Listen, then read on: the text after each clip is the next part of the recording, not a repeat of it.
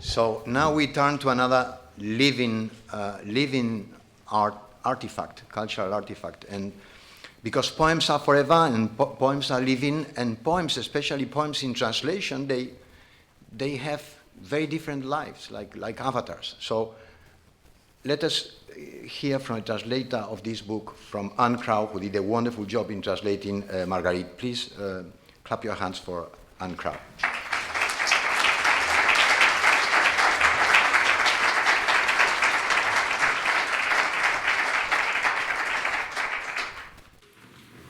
Thank you. It's a great honour to be here with you all this evening.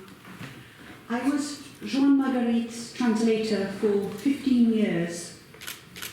I met him first of all in St Andrews in 2005 when he came to launch a new book, Los Motivos del Lobo, at the Spanish department at the university in St Andrews. And then he read for us at Stanza, Scotland's international Scottish Poetry Festival. His poems moved the audience enormously. He read several poems about coping with the loss of their daughter, Joanna. Mariona, his wife, was also there. And after the reading, the editor of Bloodaxe Books, who happened to be in the audience, came up to us and said, I want a book of 160 poems. Just like that.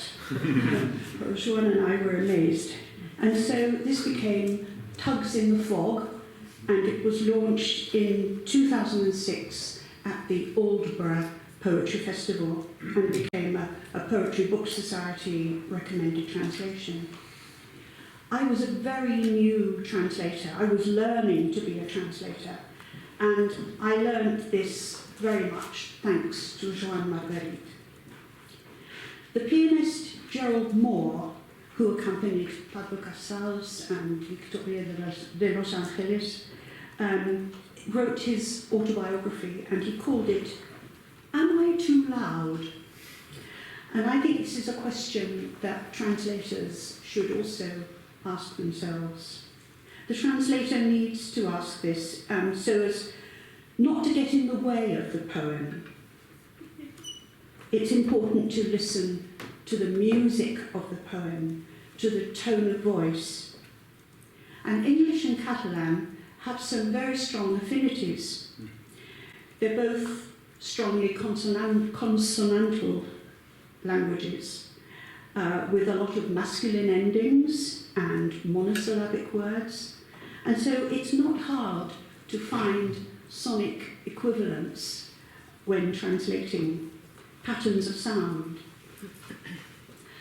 Joan Margarit more than once has described himself as solitary, often melancholy.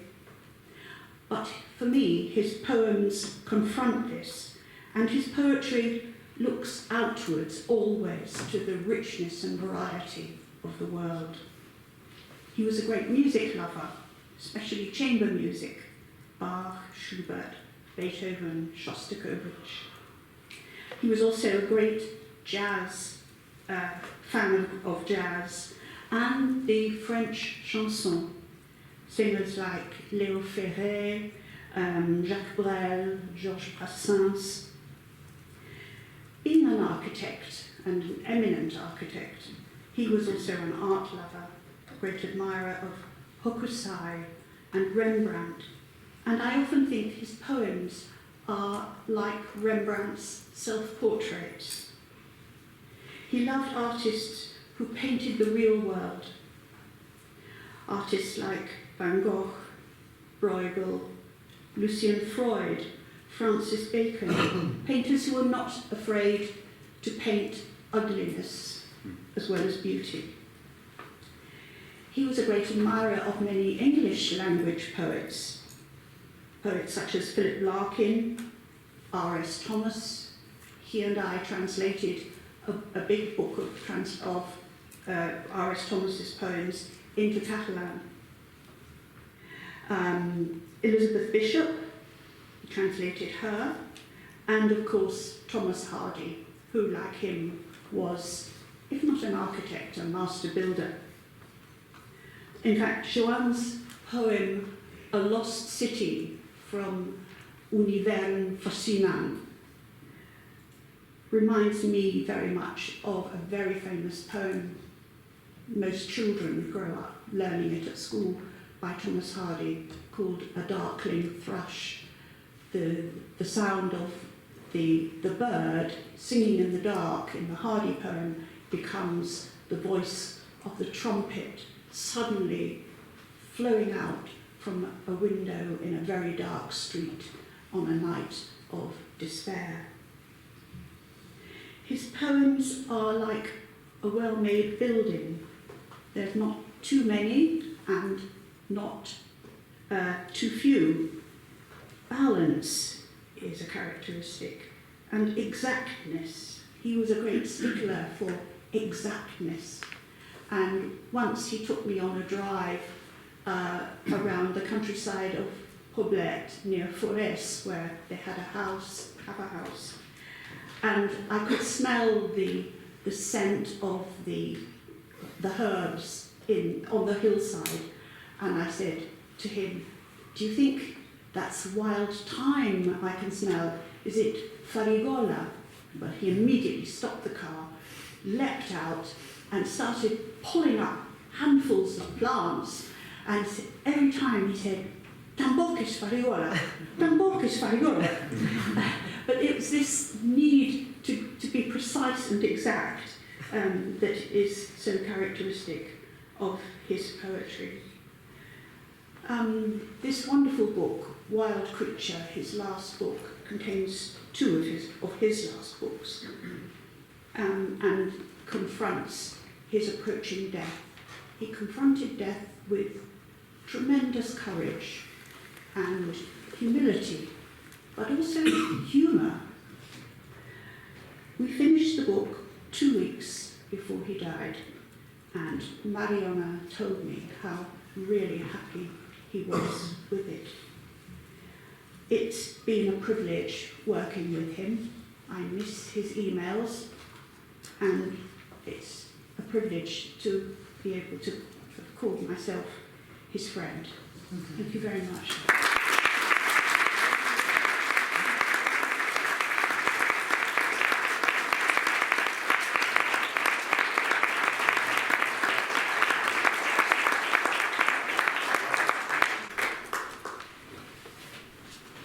So we listen now to the grandchild of the poet. Here we go. Lost you. Thank you. Hi. So they asked my grandmother to come. She couldn't make it. They asked my mother to come. She couldn't make it. You're stuck with me. I'm sorry. I thought I would tell you about two things. One, about Joan as a grandfather, and also a little bit about his relationship to English and to translation, because that also has to do a bit with our relationship. My grandfather used to take me to school sometimes in the morning, at 8 in the morning. And he was quite the storyteller. So one story would be, for example, at 8 in the morning. You know, when I went to school, they told me that when I died and I went to heaven, I would see God, and that pleasure of seeing God would be bigger than the pleasure of masturbation. That was 8 in the morning, right? So he was quite the storyteller, and he liked engaging with me and my brother Paul very much. So he would also make up stories. I can't tell you now which the true story is of how he and my grandmother met. It's impossible, because there are so many of them. Sometimes they had a boyfriend and a girlfriend, sometimes not. And I feel like this constant telling of stories was his way of trying to remain with us. And my brother and I don't appear very often in his poetry. But we do one time in a poem called inside the legend, where one of his stories, made it into this poem. And it's the story of two cypress trees in the house in Forès that Anna was talking about. There are these cypress trees that you see in the Catalan edition.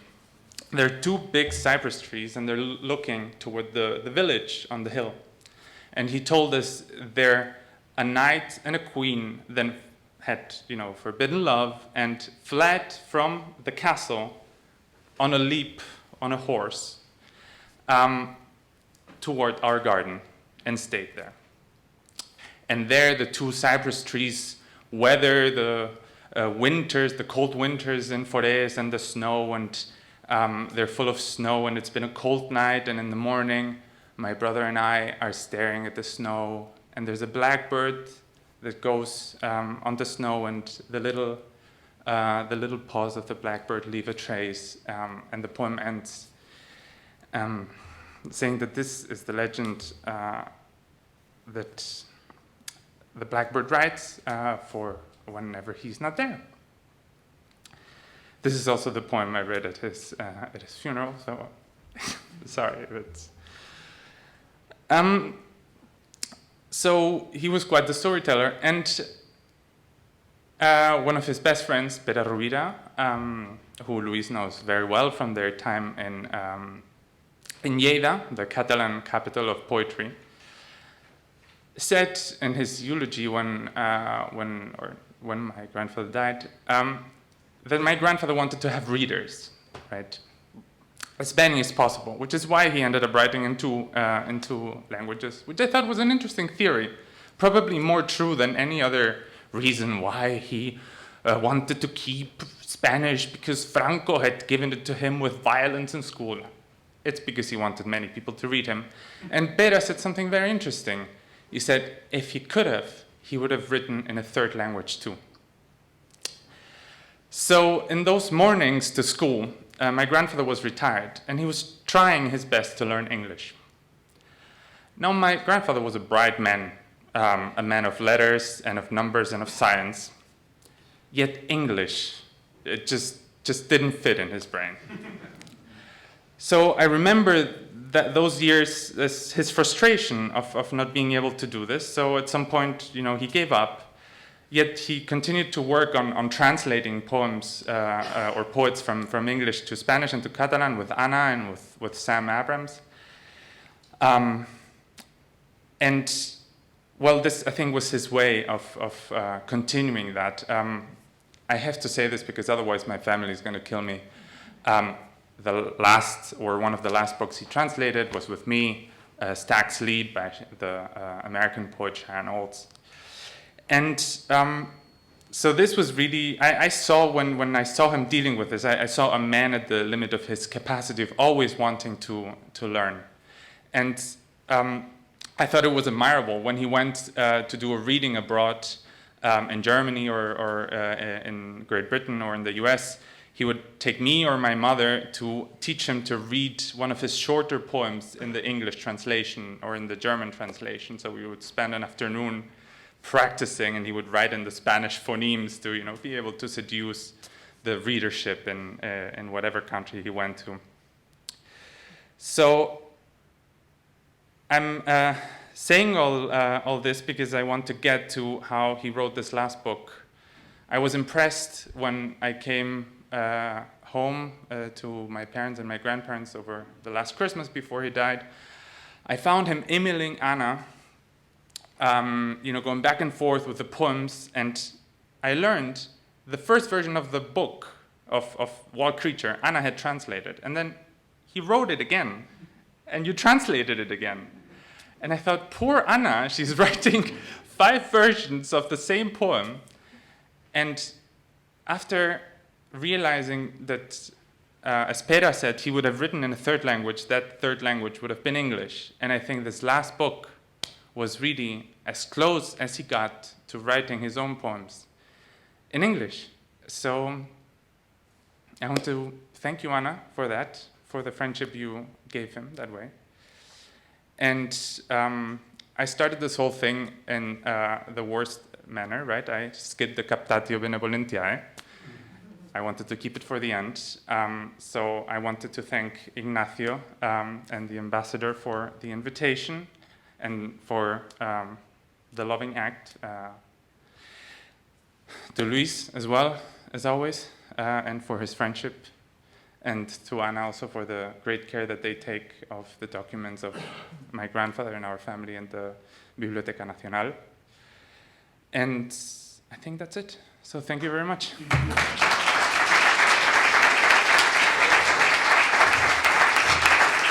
Muchas gracias, Eduard. Muchas gracias.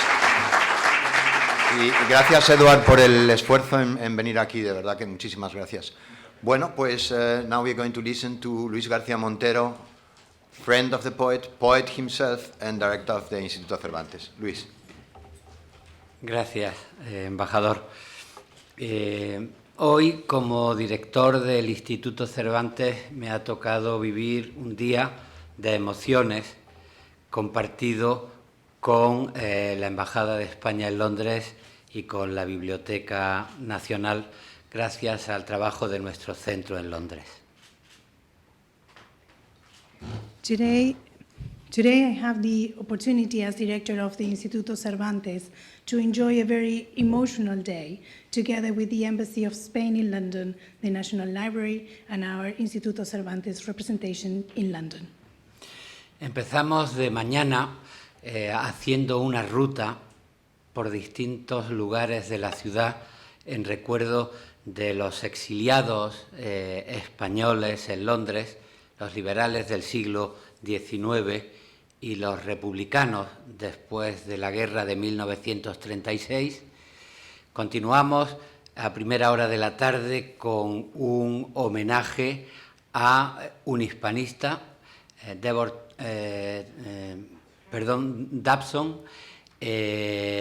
Dabson, al que le hemos dedicado un rincón en nuestra biblioteca Cervantes. Él es uno de los grandes hispanistas ingleses en el estudio de la literatura española. We started in the morning taking a walk around London, remembering many Spanish exiled, the liberals from the 19th century, the Republicans after the war of 1936. And then in the afternoon, we pay homage to Trevor Dabson, who has a special place in our library at Cervantes and is a great scholar of Spanish literature. En el homenaje a Trevor Dabson, la bibliotecaria del Instituto Cervantes, Maite, nos ha sacado algunas ediciones, primeras ediciones de poetas españoles, entre ellas el último libro de Luis Cernuda, Desolación de la Quimera. En él hay un poema que se titula 1936 y que empieza y termina con un mandato: recuérdalo tú y recuérdalo a otros. And in our homage to Trevor Dabson, Maite, our librarian, showed us first editions of many Spanish poets, among them Luis Cernuda, who in Desolación de la Quimera in 1936 finished with two special lines that read, remember it yourself, but also remind others. A ese recuerdo se dedica el trabajo de los escritores, de los filólogos, de los profesores. Como Ángel, pasan su vida entre las aulas y los archivos para defender la huella que queda en los documentos, que queda en la memoria del ser humano, que tiene conciencia de que debe dejar testimonio porque está llamado a desaparecer. And that's the work of writers, academics, and professors such as Ángel, who spend their lives in the classroom and the archive, protecting these documents, protecting the memory, knowing that this knowledge is our legacy and that we had to make it perdure.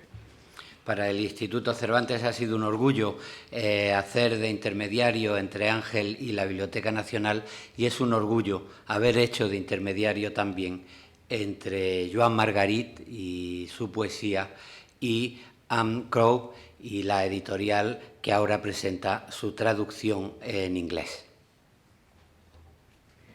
For the Instituto Cervantes, it's an honor to have mediated in the return of this manuscript to the National Library, and also to have been the connection between Joan Margarit, Anna Crowe, and the publishing house that is publishing his work.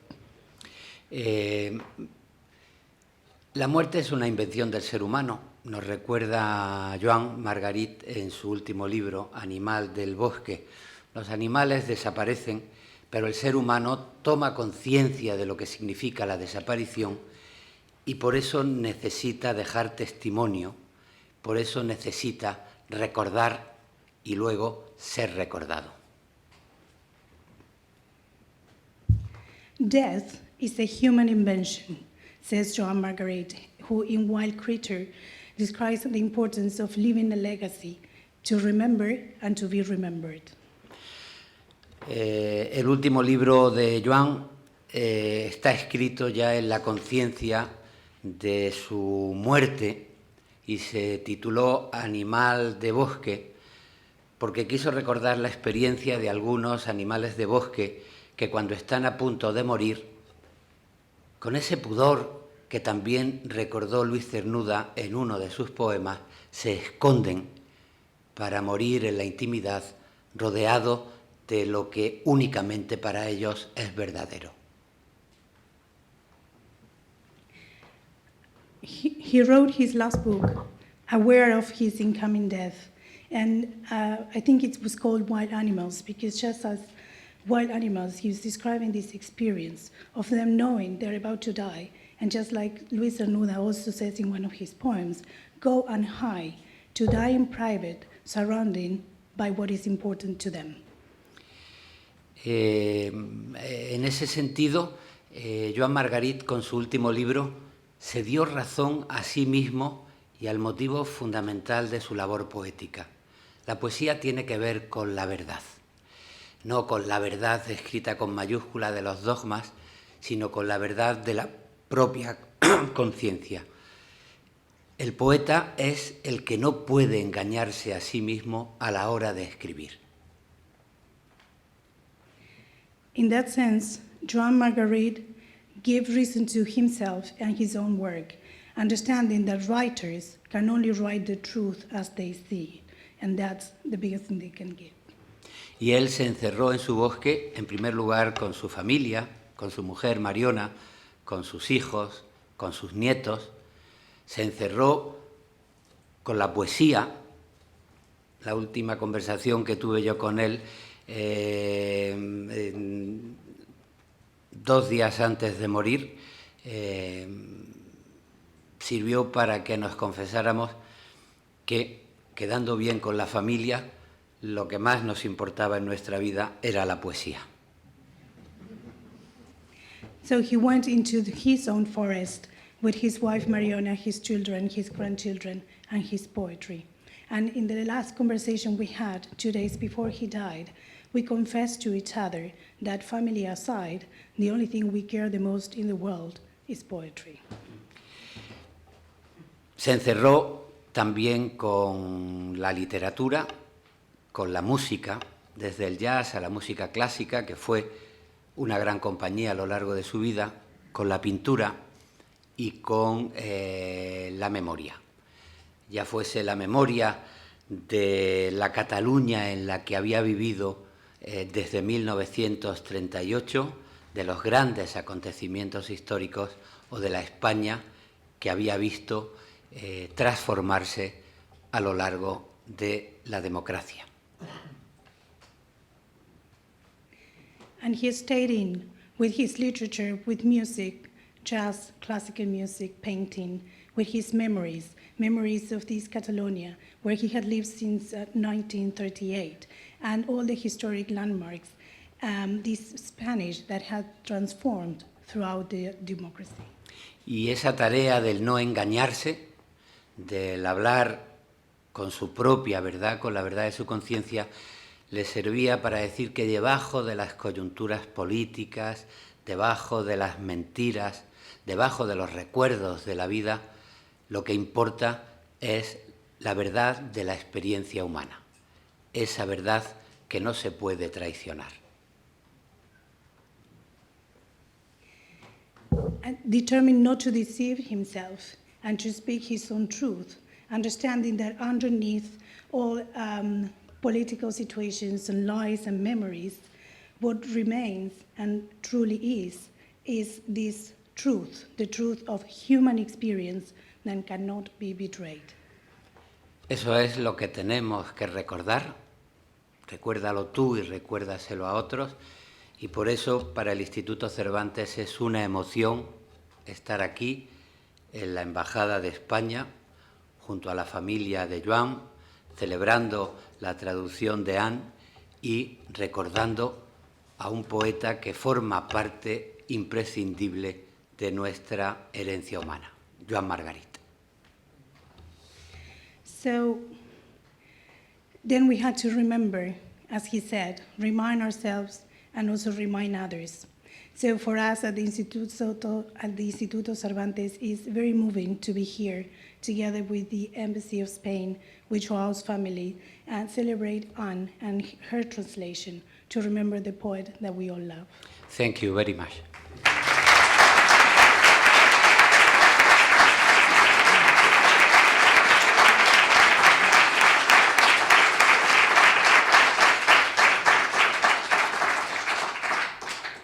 So we reached the final part of our program, and as Luis says, the most important part, apart from our families, of course, and our wives, the most important part of the program, which is enjoying a bit Margarit's poems in Catalan and in English. And we have got here two very talented young men, Andre and Marc, who are going to read the poems. Please come up to the...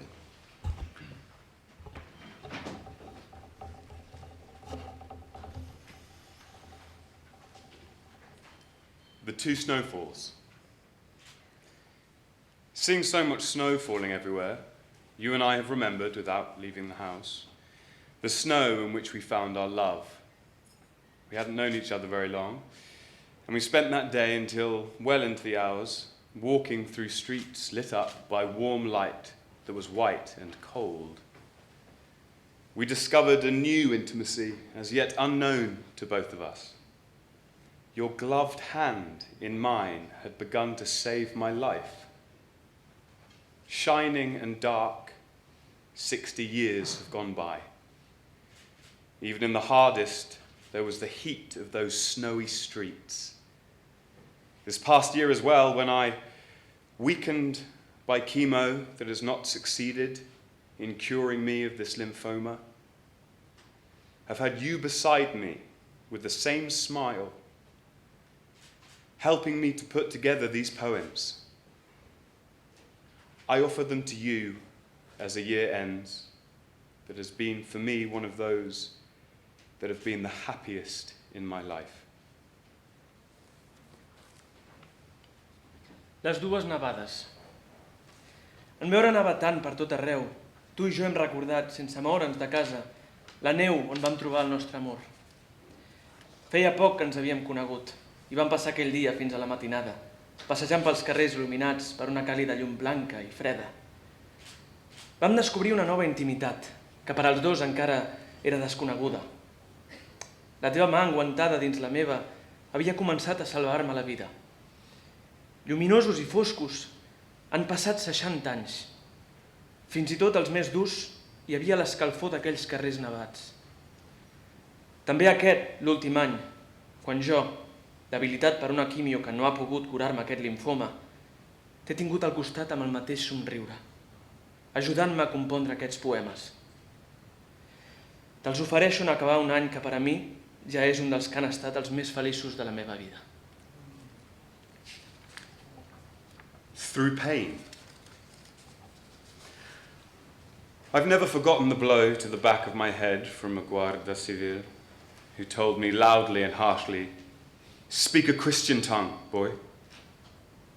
Until I was in my 40s, the police would conduct their questioning using torture, only in Castilian. But through so many humiliations, Before the words, something else reached me, gentle and indestructible, as clear as nothing else would ever be. It came from a place that I think is childhood. Sometimes I feel it mixed with music, like 10 or 15 notes that suddenly move me. But I don't know why or since when, as though it were a tomb with no name to which, for love's sake, I have always brought roses. It is the strength and light of something unknown to me. It warms me, it warns me, protects me from a place that I do not love, from a pointless rancor, from myself, from others, from some dangerous indifference. It is in my poems. For that reason, too, I have written them in Castilian. A través del dolor. Mai no he oblidat el clatallot d'un guàrdia dient-me fort i sec: «Habla en cristiano, niño». Fins als meus 40 anys la policia va fer interrogatoris amb tortures, només en castellà. Però a través de tantes humiliacions, abans que les paraules va arribar una altra cosa, suau, indestructible, tan lúcida com res ja no ho seria mai. Va arribar des d'un lloc que penso que és la infància.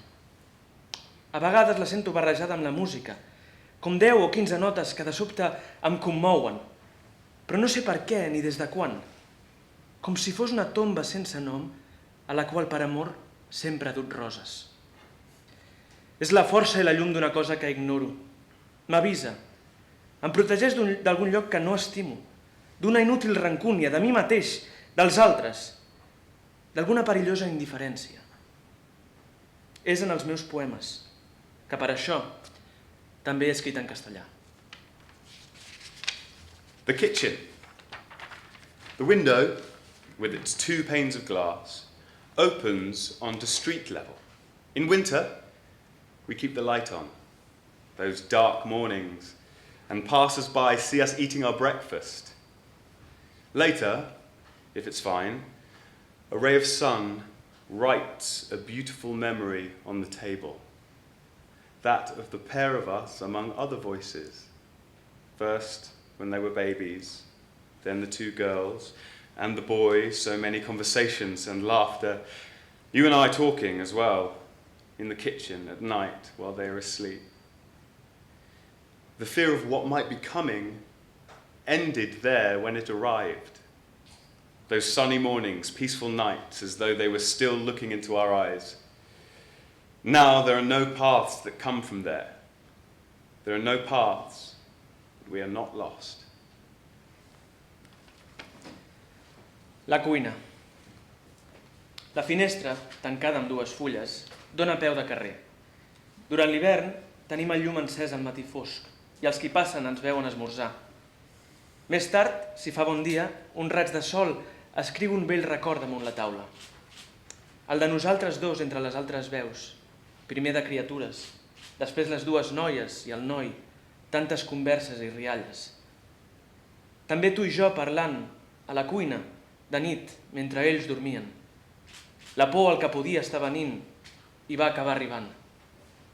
Aquells matins de sol, les nits tranquil·les, com si encara ens miressin els seus ulls. Ara no hi ha camins que arribin des d'allí. No hi ha camins, però no estem perduts.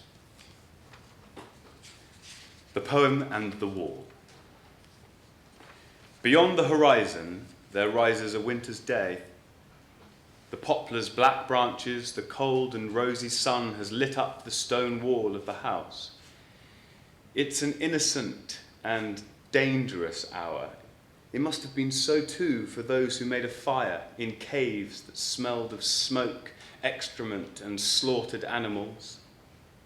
I think of a day, hundreds of thousands of years ago, and a brightness similar now to this. In the bleakness of the cavern, there rose up from the depths of a gaze the protective idea of the wall.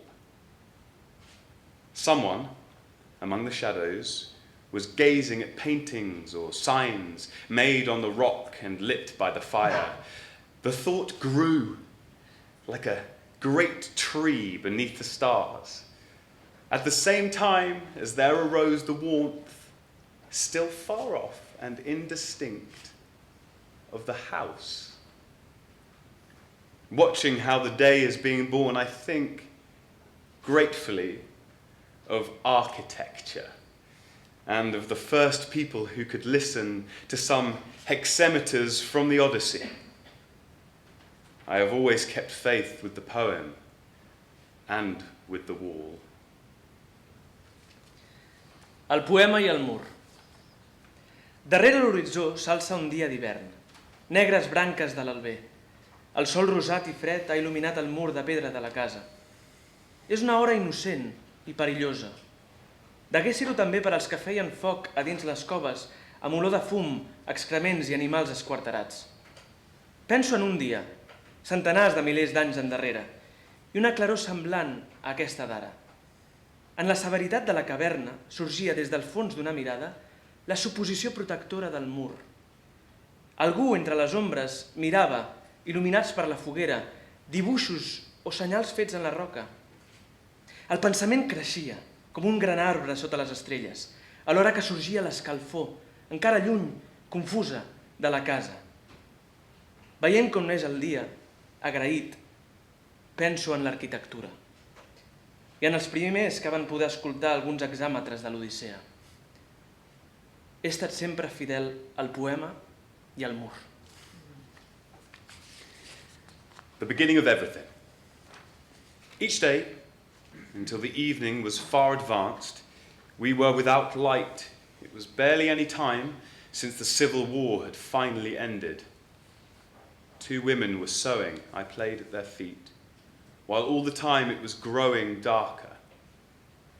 With a cry of joy, all 3 of us greeted it, when suddenly it came back, lighting up the room. But what I was waiting for was the mystery of the voices of the singers from the radio. In spite of not fully grasping what they were saying, in the night of that village, I ended up falling asleep below the receiver, sure that I was flying towards happiness. Nor was I wrong. 80 years later, I still sing to myself the songs I heard on the radio, and I fly. I fly through the same mystery that protects me from the time when I was a child. L'inici de tot. Cada dia, fins ben entrat al vespre, estàvem sense llum. No feia gaire que la guerra civil ja s'havia acabat. 2 dones cosien, jo jugava als seus peus. S'anava fent més fosc cada vegada. Amb un crit d'alegria la rebíem tots 3, quan de cop arribava il·luminant l'estança.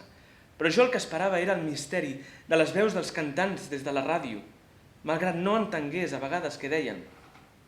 En la nit d'aquell poble, m'acabava adormint al peu del receptor, segur d'anar volant vers la felicitat. I no m'equivocava. 80 anys més tard, encara em canto les cançons que vaig sentir a la ràdio. I volo. Volo pel mateix misteri que des que era un nen em protegeix. Vincent van Gogh. He must have known it, of the real world. The most difficult truth to understand is that life ends with simplicity, because nothing exists outside the real world.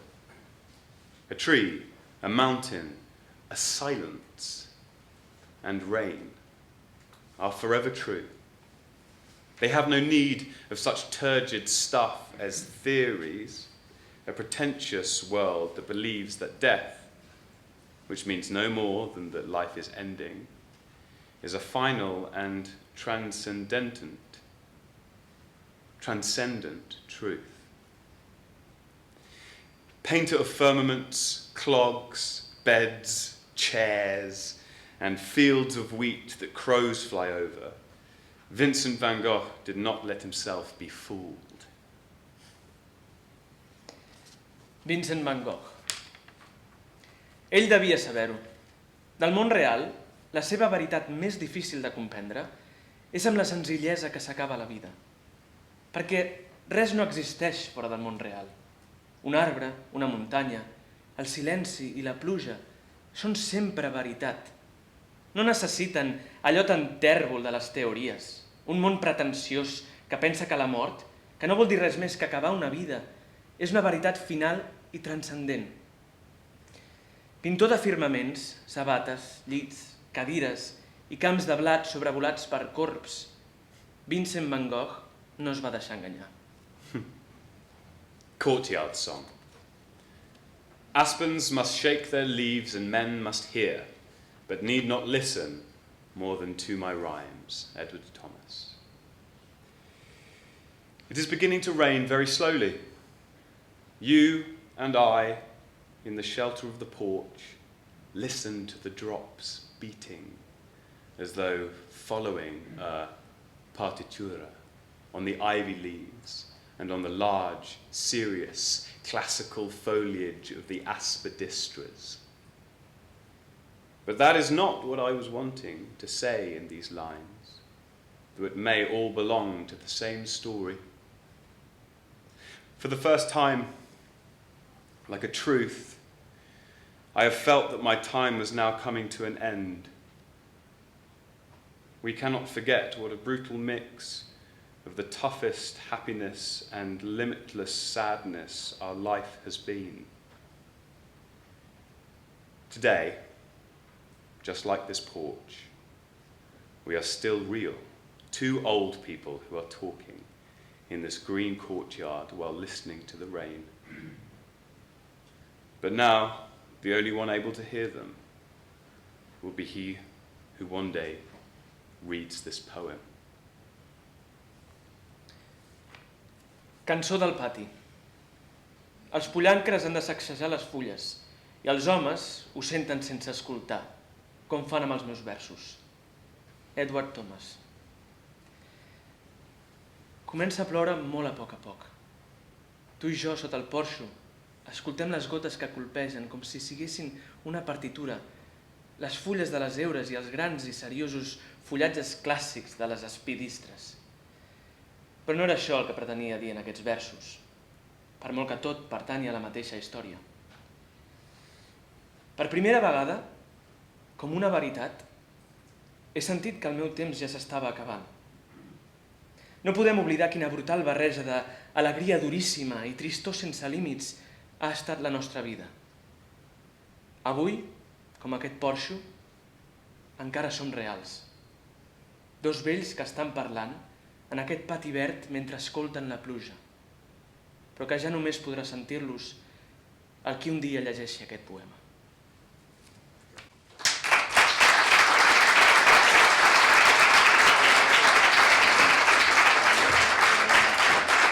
Gracias, Alex. Gracias, Marc, por darle vida aquí en esta habitación a Joan Margarit. Muchísimas gracias. And with this, we have finished the part of our let us say, official program. Now we continue with a work event with wine and food and good conversation.